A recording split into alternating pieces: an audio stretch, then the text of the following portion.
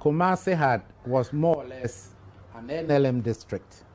But in 1956 election, they are dead Kwame Nkrumah if you could come to Kumasi for the election. In the meantime, the CPP were having election in Sobin Valley, where they vice Asante New Town, where the NLM warriors were, and then the other side of Kumasi.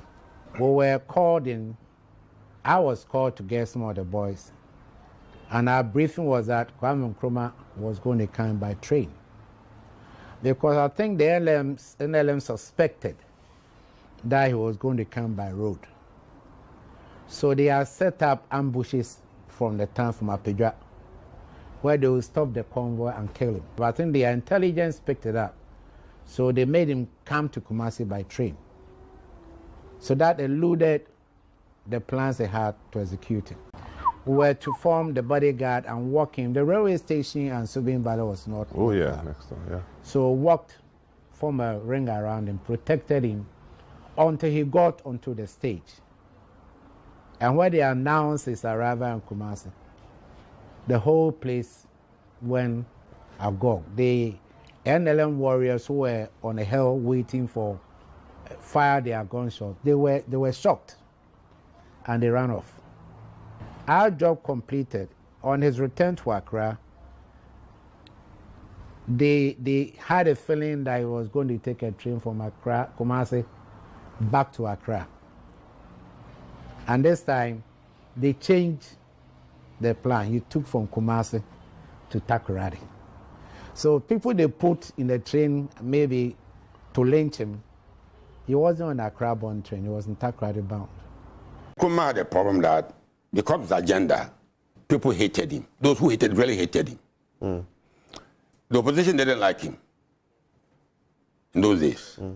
Europeans, Western Europe didn't like him. So a conspiracy to bring Nkrumah down, not knowing that if you cut your nose, you're going to spite your face. We joined in to bring Nkrumah down and went systematically further to destroy Nkrumah's legacy. But if you want to develop this country, you can't forget what Nkrumah did. So the mistake they made was that they threw away the baby with the bathwater. Exactly. They overthrew the man and cancelled his ideas. After the overthrow, people intend to make Nkrumah look devil. So even the factories were not allowed to function so that people will remember Nkrumah. Let's allow it to spoil, let's get it destroyed so that people will forget about Nkrumah. Because the more you enter into all these factories, the more you remember Nkrumah. We thought we were doing Nkrumah, now we are doing ourselves. The forces of light will eventually overcome those of darkness, and truth will always prevail over falsehood. We live in a world of contradictions. These contradictions, however, keep the world going. Let me explain what I mean. Ghana is a small but very dynamic, independent African state. We are trying to reconstruct our economy and to build a new, free, and equal society. To do this, we must attain control of our own economic and political destinies. Only thus can we create higher living standards for our people and free them from the legacies and hazards of a colonial past and from the encroachments of neo-colonialism.